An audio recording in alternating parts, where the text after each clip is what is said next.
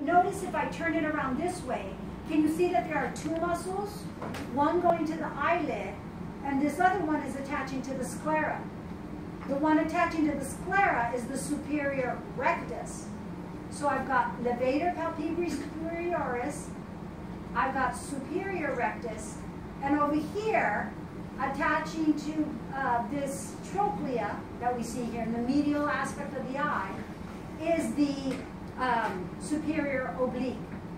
And then if I turn it over here on the side, again, this would be the medial aspect, so this is the lateral. So this would be the lateral rectus. Okay, and then if I take this layer off right here, the eyelid, and by the way, what is this structure right here? That's the lacrimal gland that we're looking at right there. And then if I poke right here, what am I poking? This clear structure? Cornea. The cornea of the eye.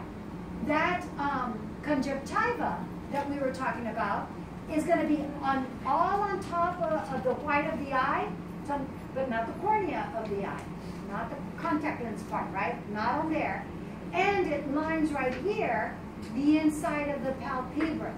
So there's going to be two parts. You're going to talk about an ocular conjunctiva and the palpebrae conjunctiva. All right? And so I'm going to take this off right here. So here again, we see our lateral.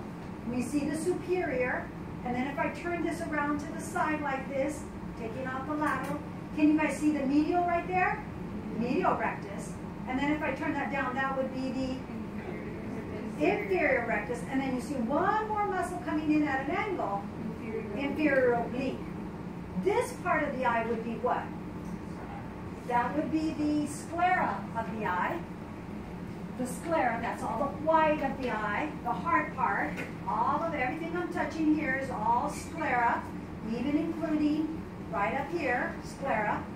Here's the clear cornea.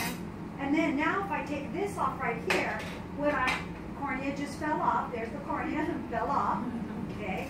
If I'm right here, this represents the choroid. This is the choroid layer. Because what's this layer here? This is the sclera, part of that fibrous tunic, right? What's the next layer in? Vascular tunic, the choroid in this case, with all those blood vessels, as you correctly said. Over here, if I turn it to the front, can everyone see this part? This is the iris, and then what's the skull? Pupil. Pupil. Now, if I take this out and I hold it like this, first of all, I notice in the back, what do I have in the back? Optic nerve. If I take this off right here, the lens of the eye falls out. Here's the lens of the eye. Notice that the lens of the eye is biconvex, whereas the cornea is just convex, one. See that? See the difference between the two? Okay, so that, of course, sits back here. So if this is the iris of the eye right there, when I turn this around, there's the pupil. This area right here is the iris of the eye. This is what we're going to see in a moment when we do our sheep eye dissection. We're going to see our pupil, and then we're going to look at the inside just like we're looking at right now, and we're going to see the iris.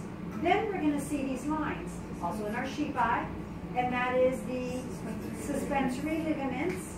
And then over here, under and intermingled with that, right here, all of this right here is the ciliary body. We're going to call this kind of scalloped edge around here where we start the retina and the ciliary body, and so we're going to call it the oral serrata. But here it is on the inside. Now, when you look at your model, then, this is what you see like this. And I take this apart, there's this big thing right here. What is this supposed to represent? It's supposed to represent our posterior cavity and all of the vitreous humor that would be inside of it. And so now then, I look to this structure right here, and I can see the retina of the eye. And I see two spots on the retina of the eye. Let me get a little bit closer. Right here. Okay, I see the white spot. This white spot right there. That's the spot. If I put my finger behind, what do I see right behind it? Optic nerve. So what does that white spot represent? Optic disc. Optic disc, or blind spot. And then there's another spot, a little bit hard to see. Can you see that yellow spot? And that represents that fovea centralis, or could be the macula. I think they're meaning it to be the fovea centralis. All right? So, everybody okay on that? If I look back at this model over here, in my eyes here, what is this right here? What is this bone right here? This is just one bone that we see there at the top of the nose. That's the nasal bone. Nasal bone that I'm looking at in there. And then if I look over here, what is that little spot right there? That's the lacrimal puncta. It's the hole where your tears go. Because your tears, what they do is they secrete lacrimal fluid, and they go over the surface of the eye to wash off any dirt, and then it drains into this hole. You can actually see it. Grab a magnification lens and ask your partner if you can look at their eye up close. It's really cool. I feel this so, oh my God, you and this is the gland where it collects, and then it actually drains inside in your nose. That's why every time when you cry, right, you always have to blow your nose, because the tears literally go into the nasal cavity, loosen up the mucus that's in there, and then you got to blow your nose, right? Got the mucus on there. So, everybody good on that? Okay, all right, good. So, if that's the case, if everybody wants to